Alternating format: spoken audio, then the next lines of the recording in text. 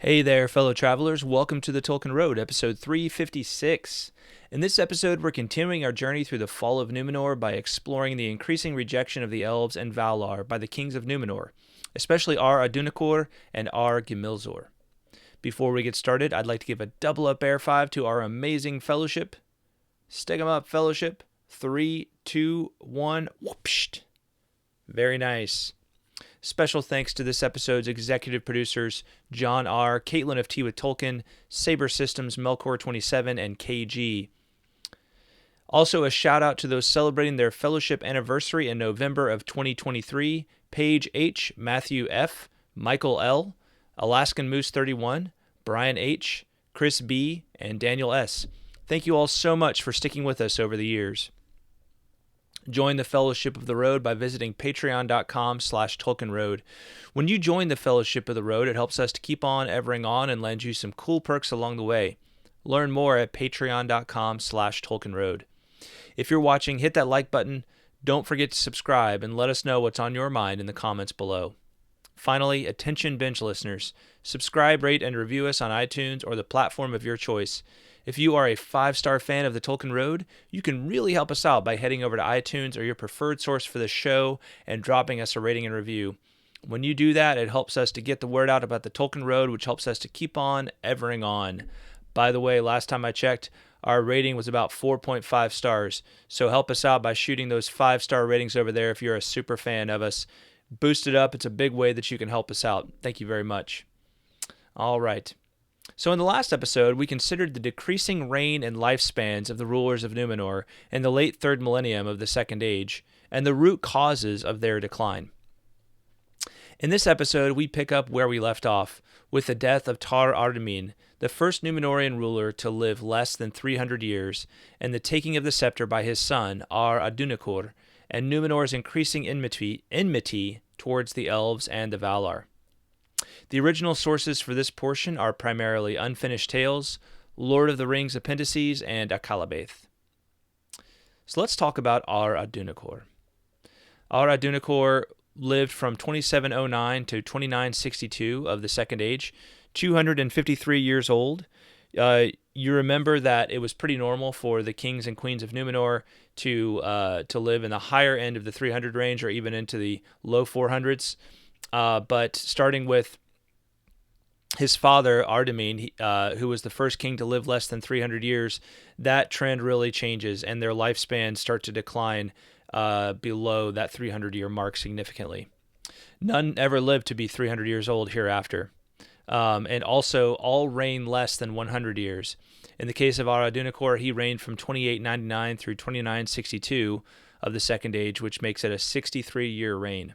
A 63-year reign. So, we see this continuing trend of lifespan going down, reign span going down. All right, Adûnakhôr means Lord of the West in Adûnaic, which is the language of Númenor, the kind of vernacular of Númenor, if you will. His name in Quenya was Tar-Ardamin, which also means Lord of the West. And even though by this point, the kings are really not not using the Elvish tongue. In fact, we'll learn that Ar-Adûnakhôr does not want it used at all within Númenor. Even despite that, they still include the Quenya names in the Scroll of Kings, right? It's still listed in the Scroll of Kings. And it's interesting because it says in that regard, it says, yet in the Scroll of Kings, the name Númen was inscribed in the High Elven speech because of ancient custom, which the kings feared to break utterly, lest evil befall. So it's interesting because, they have this enmity towards the Valar and the Eldar, but there's still like this lingering sense that they should use the Quenya name for, it's kind of lingering in the back of their minds. And it's funny because I find this kind of superstitious, right? They're like, well, maybe some kind of they'll zap us if we don't put it in Quenya. So, you can see that they're still kind of haunted by the Blessed Realm, right? They're haunted by the Blessed Realm, if you will. But let's talk about the title Lord of the West. It says, "This title seemed to the faithful overproud, being the title of the Valar, and their hearts were sorely tried between their loyalty to the house of Elros and their reverence of the appointed powers. But worse was yet to come." So the faithful, as you'll recall, are the Númenóreans, the minority of the Númenóreans who want to remain in good relations with the Valar and the Eldar.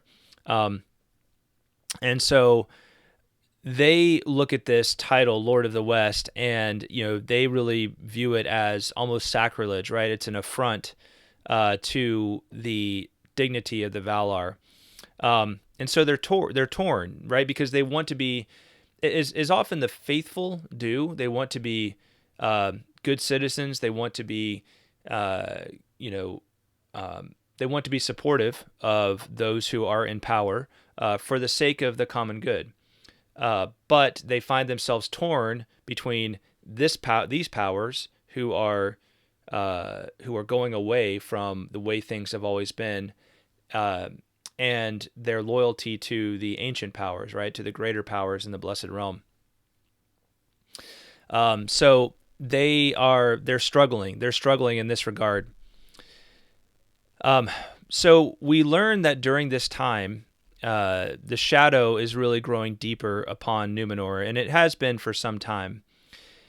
Sauron is affecting his designs by the shadow at this point, right? He's not necessarily going, and attacking, with this massive army like he did in the War of the Three Rings, but he's really affecting the things that he wants to through the power of the shadow.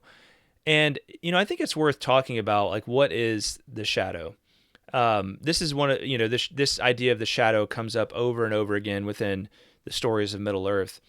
And I've talked about this a lot in past episodes, but I think that the shadow, we can call it a lot of different things, but in my mind, it's most akin to this kind of like, just like the zeitgeist of the culture, right? Of the present, of the society that one lives in, and its propensity to order all things towards fear and towards like fear of death specifically. I think of Psalm 23, yea, though I walk through the valley of the shadow of death, like that valley of the shadow of death, right? That is the shadow to me. It's this sense that that death has the final say, right? That evil is going to win no matter how much you try to resist it. And it's this pervasive sense. I'd call it like, I'd liken it to this sort of propaganda, right? That just is everywhere and kind of all around you, and it's just kind of slowly eating away at your psyche, at your happiness.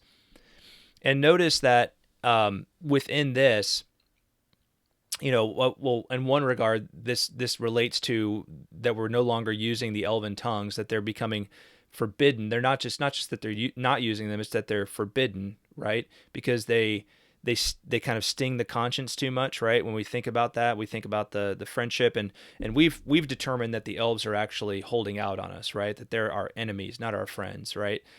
So we're going to put the elven tongues aside. Those are the ways of the past of our old slavery, and we're going to use our own language, right? We can do this on our own. It says the ships from Eressëa came seldom and secretly to Númenor thereafter. And there was punishment toward those who used the elven tongues openly. And Númenor's power and wealth continued to increase, but their years lessened as their fear of death grew and their joy departed. And that, to me, is the key thing, right? That even as their prosperity, their material prosperity is increasing, their joy is departing them, okay? You can imagine, or maybe some of us have experienced this idea of, kind of having the things that we want, but we're really not happy inside, right? We're increasingly miserable inside. I mean, I would liken that to our present society, right? It's like you can get anything you want right now, in the, certainly in the parts of the world I live in, just kind of in theory, right? You kind of have anything you want. Like, there has never, I would argue that there has never been a period in history where more of the world, where more of the human population lived in prosperity and in material prosperity, right? But and it had more ability to do various things because of technology, right? It had more powers, I guess you could say. So that power and wealth is more available to us than it ever has been to human beings in the past. But we're increasingly miserable, right? We're increasingly joyless.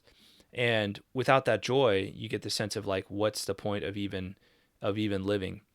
So I think that's really what the shadow is all about. It's about this sort of pervasive darkness of the spirit, of the heart, right, of the mind, that starts to cover people, and it makes them beholden and fearful of death, instead of being able to surrender and of just being, okay, I'm gonna be okay. I know that one day I will die, but I'm okay with that. All right, as the Númenóreans were. They're under this shadow that makes them try to hold on to everything, right? And want to make as much of this as they can, make as much of this life as they can.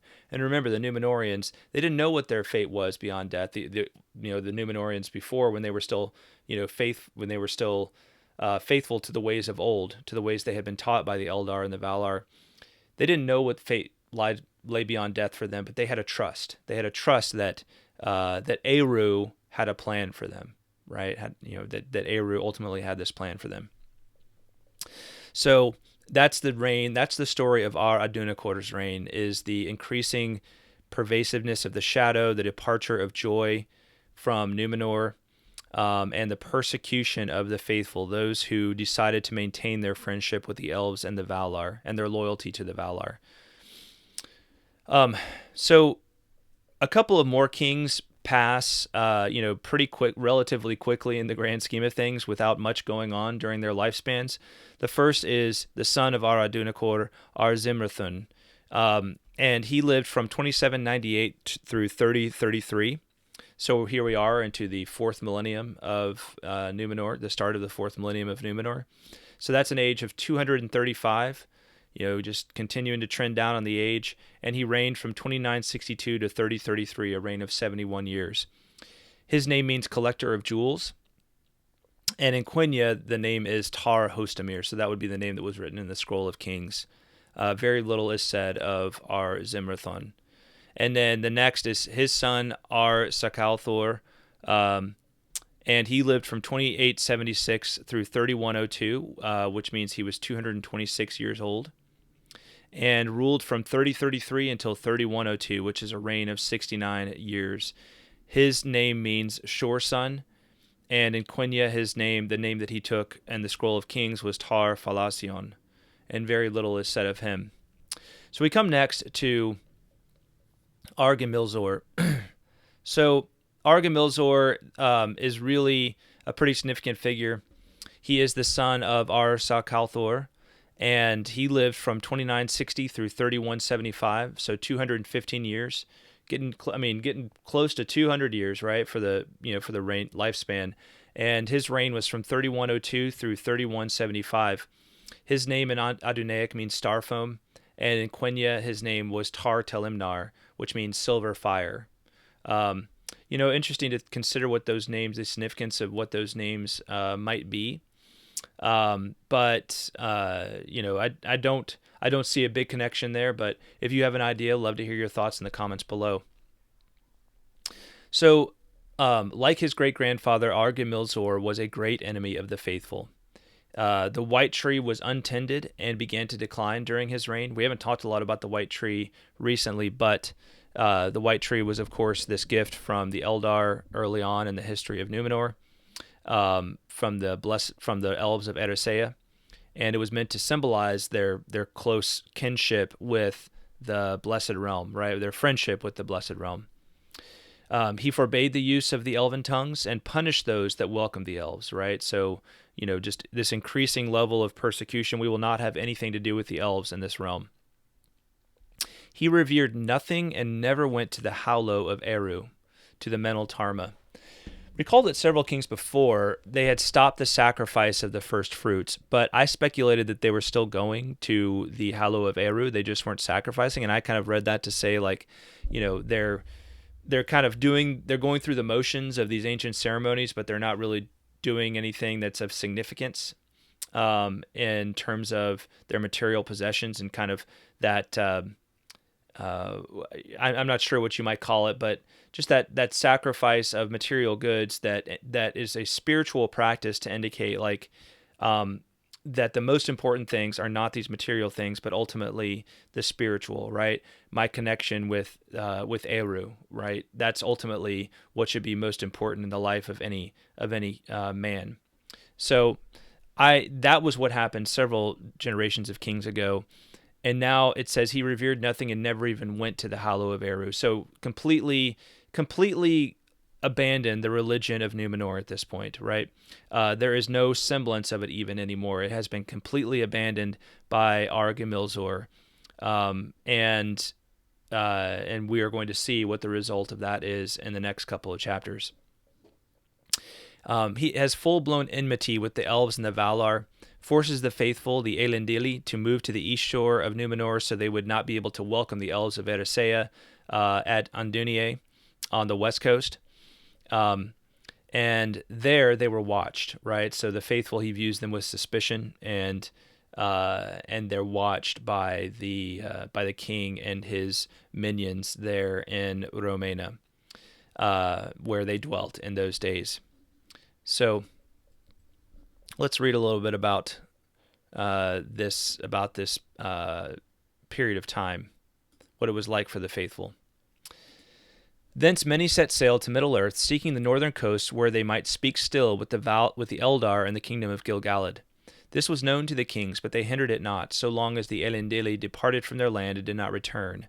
For they desired to end all friendship between the people and the Eldar of Eressëa, whom they named the spies of the Valar, hoping to keep their deeds and their counsels hidden from the lords of the West. But all that they did was known to Manwë, and the Valar were wroth with the kings of Númenor, and gave them counsel and protection no more. And the ships of Eressëa came never again out of the sunset, and the havens of Andúnie were forlorn. So, there's this sense of if they want to go, let them go, right? If they want to go to the Elves of Middle-earth, then let them go. They won't have any, they won't have a home here.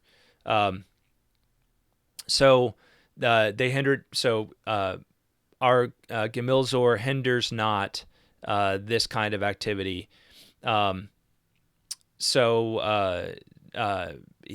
Because why would I want these people here anyway? They're friends with the elves. That's who you want to be with. Go and be with them. And the havens of Andúnie were forlorn. But we do learn about the lords of Andúnie here. They were descended from Silmarion. Now that's a name goes way back in the history of Númenor, back into the first millennium, who was the daughter of Tar-Elendil, who was the fourth king of Númenor. You might remember that Silmarion, there was this controversy because she was the oldest child. It was the first time a daughter had been the oldest child of the king, and so there was the controversy over whether she should be the next ruler or whether it should pass to the firstborn son, and ultimately it passed to the firstborn son of Elendil instead of Silmarion. So descended from Silmarion through all these generations were these lords of Andúnie, and they were ever among the chief counselors of the sceptre. Yet they loved the Eldar and reverenced the Valar. They aided the faithful, so you could kind of think like this was the party with power that was also friendly to the faithful. Okay, so the faithful did at least have some friends that had some power. But for long they did not declare themselves openly, and sought rather to amend the hearts of the lords of the sceptre with wiser counsels. Sometimes this is, when things are going to decline, there have to be people like this who can kind of, through influence, through leveraging the position they were born into, they are able to put the brakes on decline, right? They're able to put the brakes on bad ideas, to at least slow things down, right? To give to give others enough time to prepare themselves or maybe try to turn things back the other way. We're going to see actually that that very shortly there is an attempt to turn things back, do a complete 180 for Númenor. But that is the Lords of Andúnië. They are these descendants of Silmarillion that attempt to that are attempting to influence. They don't have full power. They're not the kings, right? They're not the House of the Kings at this point, but they are attempting to turn things back through their positions at the court of the king, towards the traditions that had been handed down. We also learn about Enzilbeth, who was a high lady of the House of Andúnië.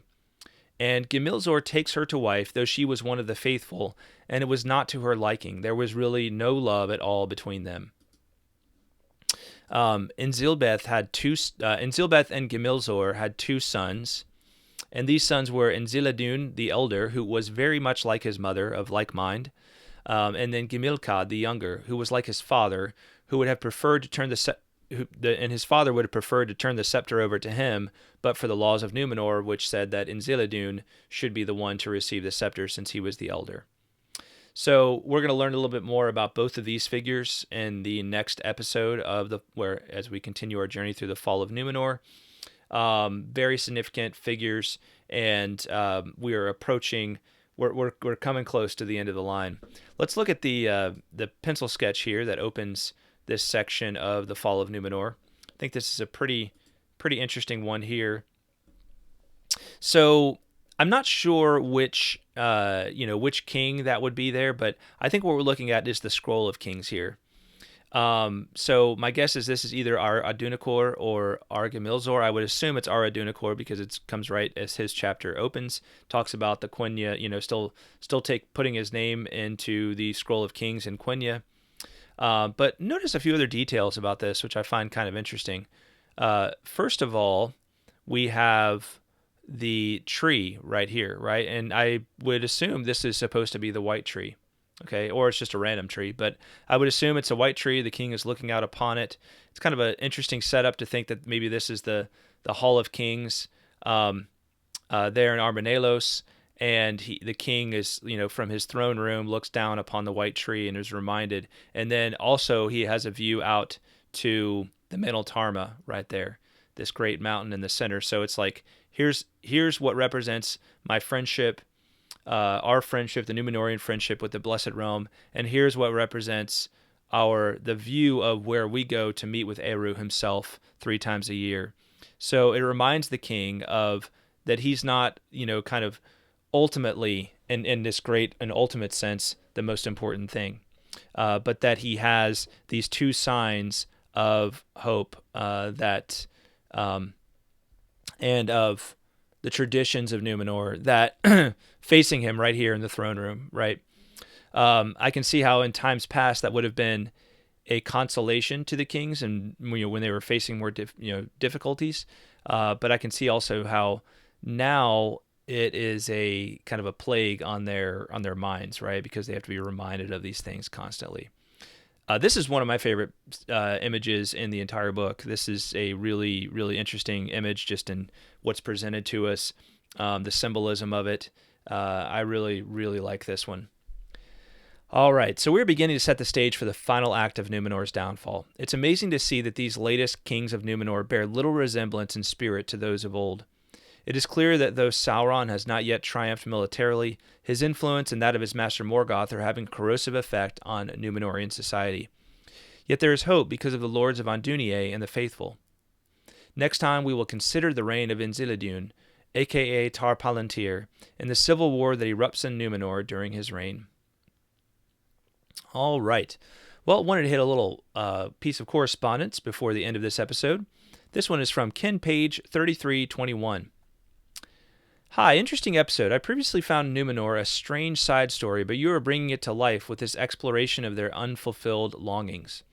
Do you know what happens to dwarves or even the orcs when they die? Perhaps they were subject to similar longings. Also, what are the consequences of those longings? What the consequences of those longings for them were. Tolkien seems to speak of man as if they are the only mortal ones. Their doom, falling outside the circles and knowledge of the earth, is unknown, but what of the other races? Great question. So I'll speak specifically to the dwarves. We actually learned from the Silmarillion, Chapter 2 of Aule and Yavanna. We learn a good bit about, we learned kind of some different perspectives on what the fate of the dwarves might be. And I'll read from that. Therefore they are stone-hard, stubborn, fast in friendship and in enmity, and they suffer toil and hunger and hurt of body more heartily than all other speaking peoples. And they live long, far beyond the span of men, yet not forever. So they're mortal, but they live long beyond the span of men. Aforetime it was held among the elves in Middle-earth that dying the dwarves returned to the earth and the stone of which they were made. Yet that is not their own belief. For they say that Aule the Maker, whom they call Mahal, cares for them, and gathers them to Mondos and halls set apart, and that he declared to their fathers of old that Ilúvatar will hallow them and give them a place among the children in the end.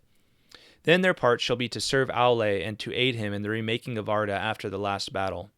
They say also that the 7 fathers of the dwarves return to live again in their own kin, and to bear once more their ancient names, of whom Durin was the most renowned in after ages, father of that kindred most friendly to the elves, whose mansions were at Khazad-dûm.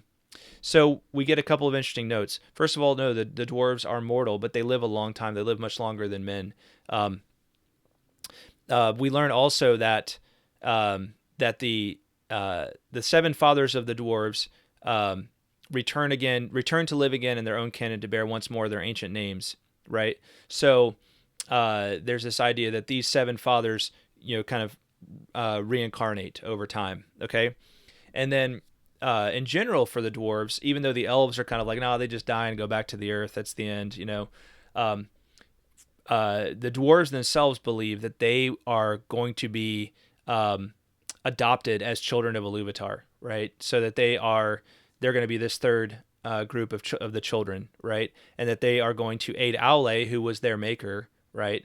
And the recreation of Arda, right? The healing of Arda after the last great battle. So I think that's a really cool passage there. And I love that the dwarves kind of stick up for themselves like, hey, we deserve to be children of Eru too, children of Ilúvatar as well. Thank you very much. Very dwarvish thing to do. And I'm all for it, so let's bring it on. The dwarves, I'm all for the dwarves helping Aule remake Arda after the last battle. As far as the orcs, I'm not aware of anything that does speak to them. The whole question of orcs and what exactly they are, like where exactly they come from. There's a lot of differing, there's even conflicting passages or passages that are maybe raise an eyebrow in different directions, right? As far as like what their origin even is. I think there may be multiple origins for different groups of orcs, possibly. But I think if I had to, guess, I think Tolkien would say that they are like sentient beings. And I really think that if Tolkien had lived longer, I think he would have explored that question of what are the orcs much more deeply. It's a really tough sort of metaphysical question to get into.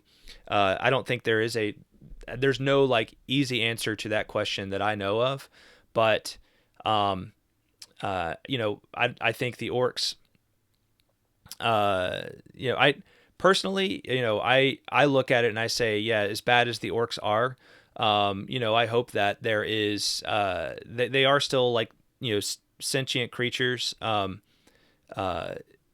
There does seem to be sort of a rational soul, even though it's very badly marred there.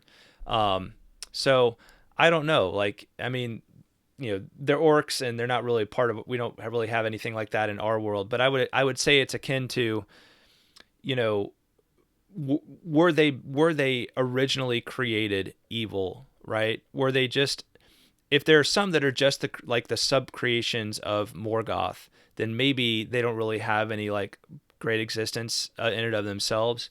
But if there are some that are actually corrupted elves, right?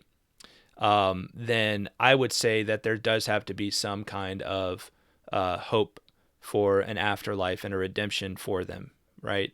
But we never really get into that in the stories that Tolkien gave us, unfortunately. It's a fascinating question. It really is. So thank you very much for bringing it up, Ken, and I hope that answer helps some. As always, keep the correspondence coming. We'll do our best to respond to you somehow and at some point. Don't forget to stop by TrueMythsPress.com for great merch like super styling and comfy Tolkien Road t-shirts, Two Trees camper mugs, and signed copies of my books. Once again, that's TrueMythsPress.com. Thanks for supporting our work with your purchase. And thank you to our amazing patrons, especially the following: John R., Kaitlyn of Tea with Tolkien, SaberSystems, Melkor27, KG, Emilio P, Jonathan D, Richard K, Robert H, Paul D, Julia, Werty, JoeBagelMan, Matt R, John W, Eugene D, Alaskan Moose 31, Chris B, Daniel S, Cory C, Carolyn S, Emiel K, and Seb M. And Ms. Anonymous, Andrew T, Redhawk, Shannon S, Brian O, Zeke F, James L, Chris L, Asya V, Ish of the Hammer, Teresa C, David of Pints with Jack, and Eric B. All right. Thank you all so much. We truly appreciate our amazing fellowship. And thanks to everybody for watching and or listening. We will talk at you next time. Bye-bye.